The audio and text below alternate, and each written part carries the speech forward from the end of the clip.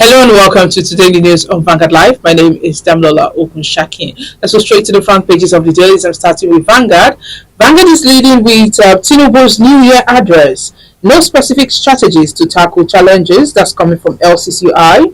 Calls for private sector investment in power transmission. Economy to remain weak in next 6 months. That's according to NECA. Says a fuel subsidy removal, forex harmonization, worsen socio-economic woes. Why 2024 will be challenging for manufacturing sector. That's according to MAN. You can see that story on page 8. And here there's a picture showing a US-based Nigerian lawyer and accountant, Chief Owolabi, on a trip to the South Pole, Antarctica, which cost about $100,000. That's 125 million naira recently. You can see that on page 13. Now on page 4, Yuletide. Controversy over federal government's 50% transport cuts. 11 dead, 1 abducted as a Boko Haram terrorist invade Chibok communities. You can see that on page 9. Federal government suspends accreditation of degrees, certificates from Benin Republic and Togo. On sports, on page 31, Pesaiwo may change in DD. Iheanacho over injury claims by Leicester. Stories above on page 5. Killings in Middle Belt threatening Nigeria's existence. Clark Adebanjo, Ogo others write Tinubu. And that's all of Vanguard. Now the Punch newspaper. The Punch is leading with NNPCL. Marketers clash over subsidy. Operators pay petrol at 1,200 naira per litre. Marketers oppose federal government of subsidy. NNPCL says fuel importation costs are now fully recovered. Dealers insist on 1,200 naira per litre fuel. 112 oil theft cases recorded in 1 week. You can see that on page 21. On page 5, Solu others arrest of soldier riding one way. Stories above. Beneficiaries protest as banks begin COVID-19 loan recovery. You can see that on page 22 of the Punch newspaper. Now let's move to the Nation. Nation is leading with 17 billion naira cash. EFCC detains social investment scheme coordinator. NSIPA CEO suspended over suspicious movement of cash. Ex-Humanitarian Affairs Minister for interrogation today. You can see that on page 4. 10 billion naira scandal rocks a 9-poster restructuring plan. Senate orders the registration of subsidiaries. Probe of shares transfer. BP defense shares acquired in official names. You can see that on page 4. And below that we have ad registration gets a January 31 deadline. You can see that on page 6. 11 killed in Kwara multiple road crash. You can see that on page 28. The stories directly below the banner. Solu arrest soldier, 3 others for riding against traffic. Budget of 63 government-owned enterprises made public. Civil society, citizens' rights advocates hail action. You can see that on page 4. So above the main page, stock market opens with 665 billion naira gain. And it's my turn to be Edo's next governor, says Shaibu. You can see that on page 27 of the Nation newspaper. Lastly, the Guardian. Guardian is leading with 29 failed to access 68 billion universal basic education fund, and HICA says despite 20 million out of school children. You can see that on page 6. On page 3, federal government sacks NSIP boss, suspends certificate from Benin Togo varsities. Bitcoin runs MDA's embassies of fake diaspora groups. You can see that on page 5. Confusion as telcos alert subscribers to new SIM leak irregularities. You can see that on page 5. Divided House. Discordant tunes over validity of minority decisions. End Plateau killings now. North Central governors. MAC tell federal government. You can see that on page 6. And lastly, on the Guardian newspaper, Southern Middle Belt leaders petition Tinubu on restructuring. You can see that on page 3 of the Guardian newspaper. And that's all we have on the front pages of the dailies this morning. Join us after the break for the analysis. Welcome back. If you're just joining us, this is today the news of Vanguard Live. My name is Damola Ogunshakin. Joining us to analyze the front pages of the dailies this morning is Mr. Gbero Olajuibi. He's the Executive Director of Emergency and Risk Alert. Good morning, Mr. Gbero. Good morning. Happy New Year to every one of you. Yes, good morning. Now let's move straight to the front pages of the dailies, and we are talking about the President's New Year address, and that the Lagos Chamber of Commerce and Industry (LCCI) has called on the federal government to provide more detailed plans and strategies to tackle the critical social, economic, and security challenges facing the country, and they're reacting to what the president said. What's your take on the LCCI's comment? Well, that is hot, and of course, you can't fault what they are saying.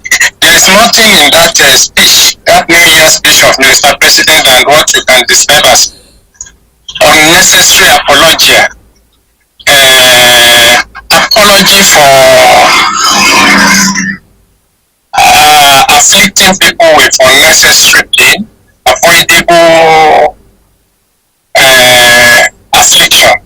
So that is what was in the president's speech. That speech would not have been necessary if he has had been issue if he had prepared for governance. He didn't prepare for governance. There was evidence of no plan for the policy is asking about. So he had no preparation. Look at the many people. In fact, conservatively, 42% of Nigerians have been dragged into poverty by that policy alone. Because they don't even have, most Nigerians are not earning up to $2 now per day. So they don't have earn more than up to $2 per day. $2 per day is conservatively 2,000 naira. And per month, it takes it to 60,000 naira. And the minimum wage in Nigeria is 30,000. Half of that. So many Nigerians, particularly in the public sectors, and even the farmers, the drivers, and everyone has been retrenched from their responsibilities because of poor earning. They have been dragged into a ladder of poverty.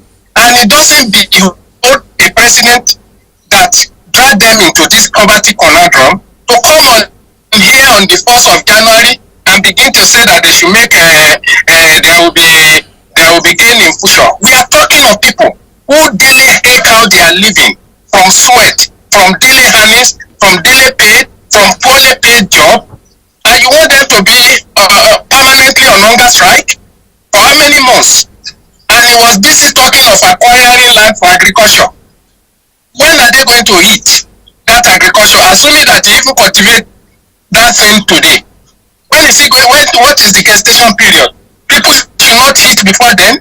People should die because you have a policy that is only self-serving and you are not making any sacrifice. Look at the length of his convoy in Lagos.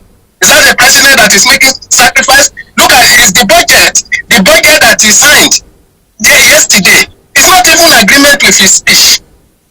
The budget of allocating huge amount to vehicle for your wife, for yourself, feeding for your wife, for yourself. How is that a budget that will crystallize hope for Nigeria? So I think Nigeria is just in a renewed bondage. So it's not different from what Buhari did. The 7 months has gone, and we are yet to see. There is nothing in the horizon that this government is taking Nigeria anywhere close to prosperity. So it's poverty galore, and you heard the people saying it in Lagos when his convoy was ebbing power. And these are the people who are singing, what do they call it? On your mandate we stand. Now they are standing on hunger. So that is the mystery of his governance. They are standing on hunger. So let us continue to watch it. If you don't do the right thing as a people, as Nigerians, you pay for it. Hunger is irrespective. Has no respect for anybody. Whether you are Yoruba, Igbo, Hausa, everything. That is why Nigeria must get sense from what is happening now. That it is not being tribalistic or leaning towards ethnic lines that will deliver you from suffering. It is having a person that is connected to humanitarian spirit, that recognize and can put himself, subrogate, in the sense that he put himself in other people's shoe, that we know the pain you are going through. It's not enough to come to television and say that I know the pain you are going through. You know the pain people are going through, you are not making sacrifice yourself. You know the pain people are going through, you spend over 3 billion on needless COP28 in UAE. You know the pain people are going through, and they are expanding presidential fleet back at the airport to the extent that they are going to demolish a whole village, over 200 houses. This is the same fleet that Buhari used, that Obasanjo used, that without putting people in jeopardy. So we have an imperial president. Maybe that is what Nigeria is in love with their oppressors. They love suffering. Maybe when they are tired, they will know what to do. Because you can't have a government that you have no say in as a citizen. That's the whole essence of democracy. The capacity of people to say no to policy is what defines democracy. And not continue to suffer. Buhari told you the same thing, you will enjoy later. But nobody has quantum of looters in Buhari's government ever in Nigerian history of governance. The looting that took place under Buhari, is that not what Tinubu is talking today? And the same thing is going to happen under this government. They are just deceiving the people. The focus on the people is we want to help the people. And the focus on the poor, everywhere in the world, government prioritize those who cannot cater for themselves. That is the whole essence of government. They distribute wealth. You said Nigerians don't know how to say no. The poor, to shrink the length of inequality. That is the whole essence of governance. You said Nigerians don't say no to policy. Now, let's talk about the full subsidy removal. When it was removed, many Nigerians protested, but there was no solution. Nothing was done. And that's not the only thing. So there are so many policies that have come out that Nigeria didn't protest. If you want to talk of protest, you talk of what went on in Indonesia, protesting for over 1 month, crippling government until government was left because they couldn't reverse the thing. Look at what happened in other climes. Look at the situation of protests in France. Let me take you back to 2020 in Lagos when people protested. That's during the NSAS protest. Now you saw what happened. Do you think Nigerians will be willing to come out to protest again? Let me tell you, they are capturing on what they are capitalizing on is that Nigeria is a mint dasher. What I mean by that is that, look, when you want to do advocacy, whether through protest or through other means, you must prepare to go the whole hog. It's a marathon and not sprint. It's a marathon. You must be able to make sacrifice yourself, endure it until government's policy is reversed. You don't go back on it. Is this the type of protest you have under Jonathan? Is this the type of protest you have under Jonathan? NLC should be ashamed of itself. Look at what he has caused now to the people. Today you are debating whether fuel will go to 1,200 naira. Is it not the government that told us that it will soon come down? All right, let's talk about that price crash that you're talking about, price increase you're talking about. The Nigerian National Petroleum Company Limited and Fuel Marketers, under the aegis of the Independent Petroleum Marketers Association of Nigeria, on Tuesday clashed again over the removal of subsidy on petrol. On Tuesday, the local currency closed at 998 naira to $1. And now they're saying that the fare of these petroleum motor spirit might increase to 1,200 naira per litre, despite the hardship. Well, Nigeria is a strange country. You know, people don't follow events. Last month, almost throughout last month, the price of fuel came down. In fact, the price came down to to 72. The importers and petroleum, did they complain then? Did they reduce price? Look, all these are buccaneers. They are part of the government, and government has tolerated them. And the government itself has no good policy. The policy is affecting naira, the intrinsic value of naira, and I've told you, the most sad thing, or the saddest thing, is that you are not in control of that price mechanism, because you are not, because you are importing. You are supposed to be refining. I've said this for the often time. If you are not in control of a market, you cannot influence the price of such market. So you are importing what you should be producing. How will the price? How will you be in control of that price? And people will continue to be underpaid.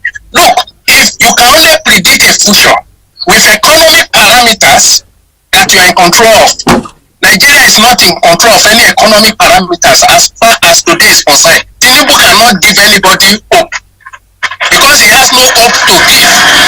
His policy has shrunk hope. His policy has eliminated hope.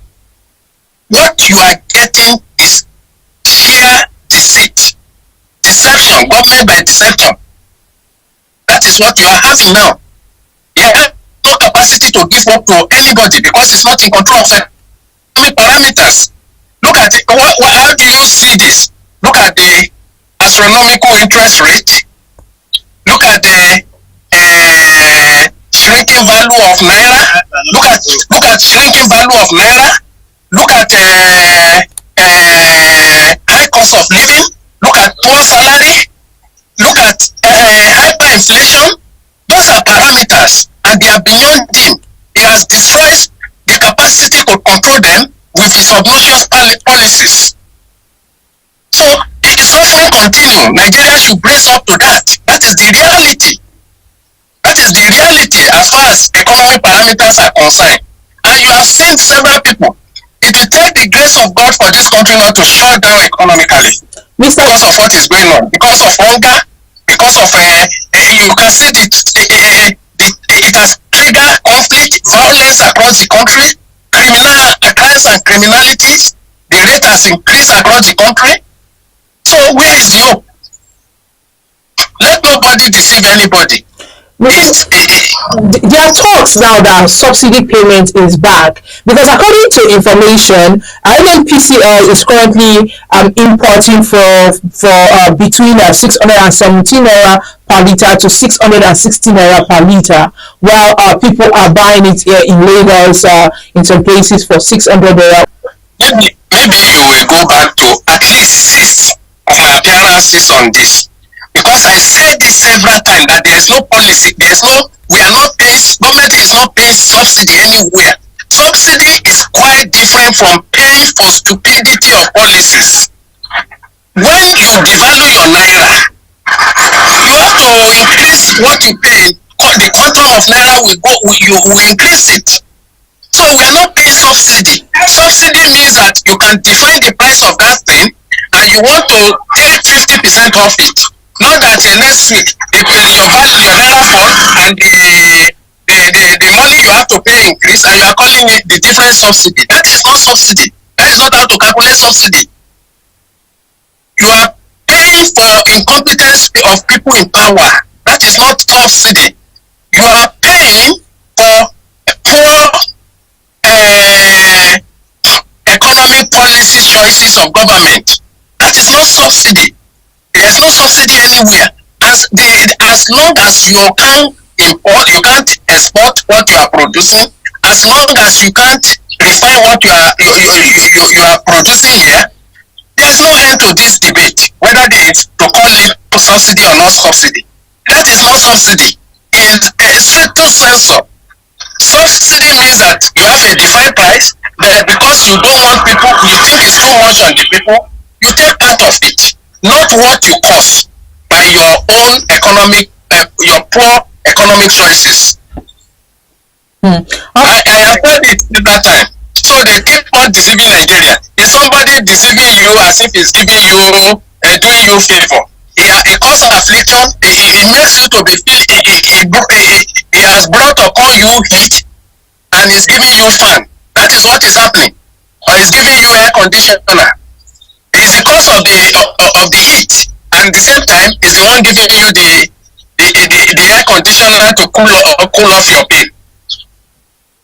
That is what is going on. All right, let's move away from that. And December 2023, President Bola Ahmed Tinubu announced a 50% discount on road transport travels across some designated routes from December 21st, 2023 to January 4th, 2024, and a free train right across the country. But controversy has continued to trail that implementation as one of the foremost transport unions, that's the Road Transport Employers Association of Nigeria, RTEAN, said it was not carried along in the decision-making and implementation process. Even some travelers wondered if the policy actually worked in the nation's capital, Abuja, saying that their experiences showed otherwise. What do you think about this? Due support. Who are the beneficiaries? Who track those people? I have seen them writing that 169,000 Nigeria benefited from 50% reduction. Where? To where? From where to where? How many? Where? How did you track them? Oh look, there are certain things that we shouldn't even be talking of. It's just like the woman who is facing crisis. Now look, you have heard that 37 billion Nigerian money, naira, was handled by the former humanitarian affairs minister, the lady who fed people, who fed ghosts during COVID in school. Is it the same thing you are seeing today? Entering numbers that is not real, that doesn't connect with reality. It was not a plan, it was dropped at the 8th of December. You must have plan for that if you want to do it. You must have plan and dedicated from one state to the other, the plan you have, and not coming out with a very suspicious, unimplementable, quasi policy that is not realistic, that cannot be tracked, that cannot be measured, that cannot even be, that is not standardized. So all those type of things, we know their type and everything. So what is the impact? Who are they deceiving? Even you have evidence of a journalist came that he traveled from Lagos to Owerri or somewhere, that he paid 38,000 naira and nobody got this good motto, and nobody implemented that thing for him. So what do you say to that? I beg, these people, we know them. We can't be deceived again. If everybody, I said all these things throughout Buhari. I said for Emefiele even before, from 2019, 2018, I've been talking of Emefiele and everything until the tragedy and everything came on Nigeria last year. Okay, let's end this on a lighter note with Mr. and Mrs. this morning. And the first person speaking is Mrs. Mrs. says, I labor every day to prepare your favorite meals, only for you to come home late and abandon the food. You are now offering me money. It's annoying and painful. And Mr. says, I know. That's why I'm offering you a painkiller. No, money cannot kill psychological trauma. Because it demonstrates loss. Money doesn't heal anything. When you are sick psychologically, when there is a pain from the internal pain. So, and that is the mistake we have. We throw money at everything and feel that we have solved problem. There is problem. Mr. should be aware that his home is on fire. As long as you continue to ignore your wife without patronizing her food and everything, money does not solve such problem. So this is 2024. We should care for others and at the same time be sensitive to the needs of others and the desire of others. It's not for you to come late in the fest. That means that you are jeopardizing your potential for securing your own family. And secondly, it's affecting your wife psychologically. That is the reason of the pain. Even physical pain. Money does not heal all physical pain, not to talk of emotional pain. So we should be sensitive to one another this time, particularly at family level, so that we don't jeopardize our home at the expense of either looking for money or seeking for fun elsewhere. Mm. So Mr. should be born again this time around and know that he has responsibility at home. Yeah, that's true. Thank you, Mr. Gorilla Chibi, for joining us this morning. It's a pleasure being with you. Thank you. Yes, and he's the Executive Director of Emergency and Risk Alert. He just reviewed and analyzed some of the stories we talked on the front pages this morning. Now, to get more of our top stories, you can follow us on all our social media platforms showing on your screen on Facebook, Instagram, Twitter, TikTok. My name is Daniela Ogunshaki. Have a lovely Wednesday.